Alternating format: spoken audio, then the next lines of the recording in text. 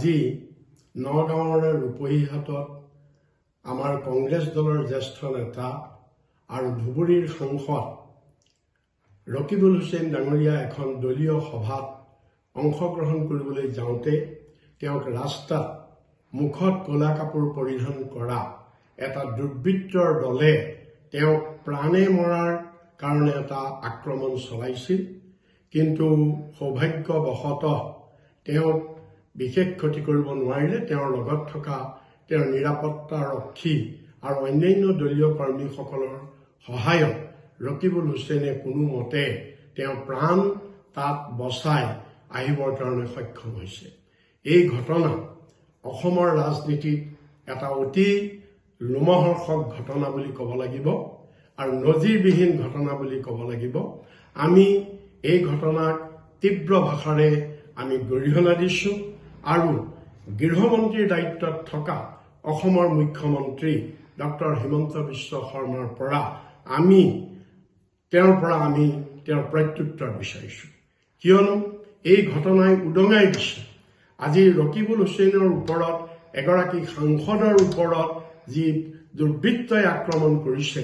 এই ঘটনাই উদঙাই দিছে যে বিজেপি চৰকাৰৰ স্বৰূপ, যে আজি বিজেপি চৰকাৰ অহা ২৬ৰ বিধানসভা নিৰ্বাচনত অসমৰ ৰাইজে যে তেওঁলোকক বিদায় দিব, এই কথাৰ উমান পাই আজি ডক্টৰ হিমন্ত বিশ্ব শৰ্মা চাৰিওফালৰ পৰা তেওঁ হতাশাগ্ৰস্ত হৈছে।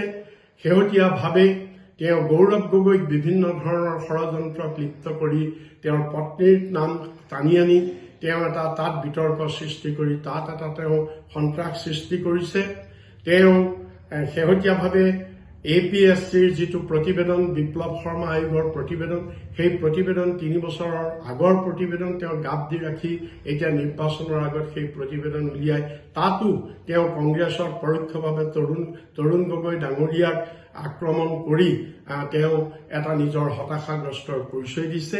আৰু যোৱা চামগুৰি বিধানসভাত যি উপ নিৰ্বাচন হৈছিলে আজিৰ পৰা কেইমাহমানৰ আগতে, এই উপ নিৰ্বাচনত প্ৰতিটো দিনেই যে ৰকিবুল হুছেইনৰ ওপৰত কংগ্ৰেছ দলৰ ওপৰত তাত বিভিন্ন ধৰণে আক্ৰমণ চলিছিল, কিন্তু পুলিচ নিৰ্বিকাৰ ধৰণে আছিল, পুলিচে কোনো কাম কৰা নাছিল।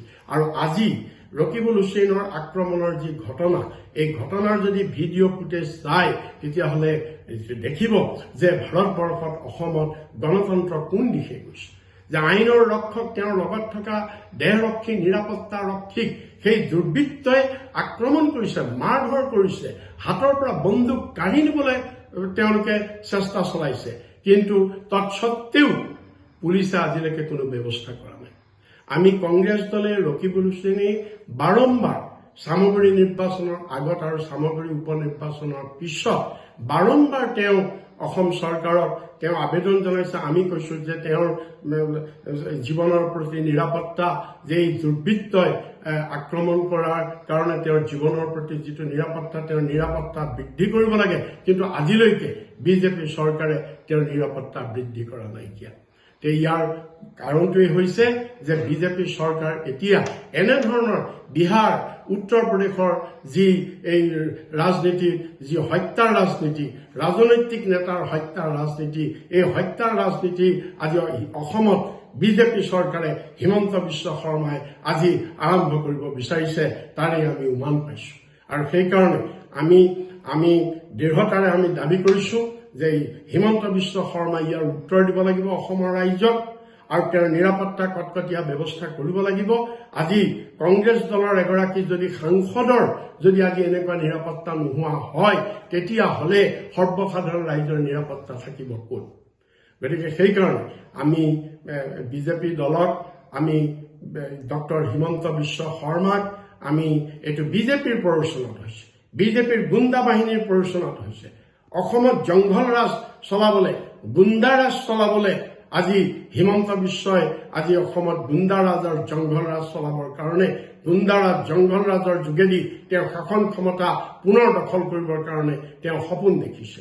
গতিকে আমি অসমৰ ৰাইজে এনেকুৱা গুণ্ডা ৰাজ, হত্যাৰ ৰাজনীতি, অন্যায়ৰ ৰাজনীতি, হিংসাৰ ৰাজনীতি অসমত কেতিয়াও প্ৰশ্ৰয় নিদিয়ে। আৰু তাৰ কাৰণে আমি কংগ্ৰেছ দলে অসমৰ সমূহ ৰাইজক আমি আহ্বান জনাইছো যে এই এনেধৰণৰ গণতন্ত্ৰক আক্ৰমণ কৰা এনেধৰণৰ কাৰ্যৰ বিৰুদ্ধে সকলোৱে একেলগে মাত মাতিব লাগে আৰু আমি সকলোবিলাক বিজেপি বিৰোধী দলক ঐক্যবদ্ধভাৱে ইয়াৰ বিৰুদ্ধে প্ৰতিবাদৰ কণ্ঠ দাঙি ধৰিবৰ কাৰণে আমি দাবী জনাইছো।